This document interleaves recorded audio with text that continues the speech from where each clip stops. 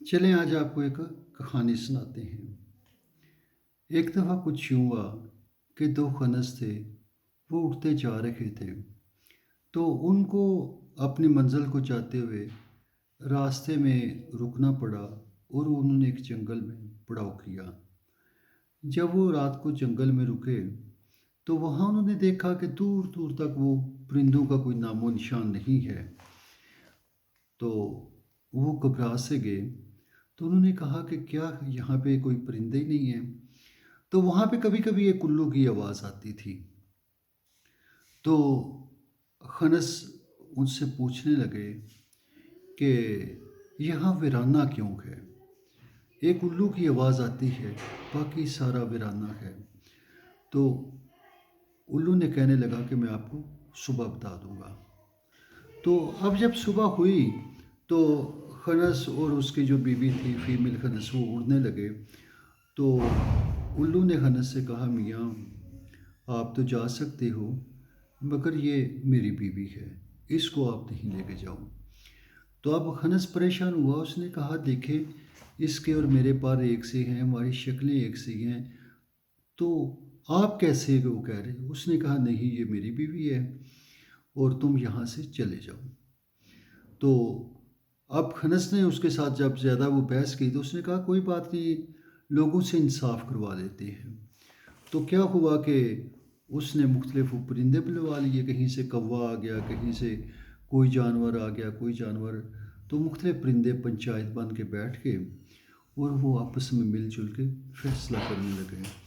تو وہ فیصلہ کرتے ہوئے انہوں نے اس کو یہ بتلایا کہ انہوں نے خنس کو کہا کہ میاں یہ بیوی الو کی ہے اور تم یہاں سے چلے جاؤ۔ اب خنس رونے لگا، اس نے کہا کہ تم لوگ کیا کرتے ہو؟ یہ تو ظلم ہے میرے ساتھ کہ تم یہ ہر طریقے سے میری بیوی ہے اور تم اس کو مجھ سے چھین لے ہو۔ انہوں نے کہا ہمارا فیصلہ ختم ہی ہے۔ اب خنس روتا ہوا وہاں سے چل دیا۔ جب کوئی دو کوس گیا ہوگا تو پیچھے سے الو اڑتا ہوا آیا اور اس نے کہا میاں ایک میری بات سن جو پھر چلے جانا۔ اس نے کہا پہلے تم نے میری بیوی مجھ سے چھین لی، اب کیا میری جان لینا چاہتے ہو؟ تو الو نے کہا نہیں ایک بات کرنا تھی، بس وہ بات سن لو پھر چلے جانا۔ جب وہ واپس گیا تو الو نے اس کو کہا کہ تم نے ایک سوال کیا تھا، یہاں ویرانہ کیوں ہے؟ تو دیکھو اب میں تمہارے سوال کا جواب دینے والا ہوں۔ دیکھ لیا تم نے یہاں پہ انصاف کا عالم، یہاں پہ انصاف کا عالم یہ ہے کہ لوگ میرے حق میں انہوں نے فیصلہ کیا، چونکہ میں ان کا جاننے والا تھا، میں یہاں کا باسی تھا، تم یہاں کے باسی نہیں تھے، اس لیے انہوں نے فیصلہ انہوں نے تیرے حق میں نہیں کیا، میرے حق میں کیا ہے۔ یہ ہے یہاں انصاف کا عالم۔ جہاں انصاف نہ ہو وہاں ویرانے ہی ہوتے ہیں۔ سیکنڈ ورلڈ وار میں جب چرچل چرچل سے پوچھا گیا کہ ہم کو ہٹلر تباہ کر دے گا، ختم کر دے گا، تو چرچل نے اس سے سوال کیا، سوال کرنے والے سے اس نے کیا، چرچل نے پوچھا آپ مجھے بتلاؤ کہ انگلینڈ کی عدالتوں میں انصاف ہوتا ہے؟ اس نے کہا انصاف ہوتا ہے۔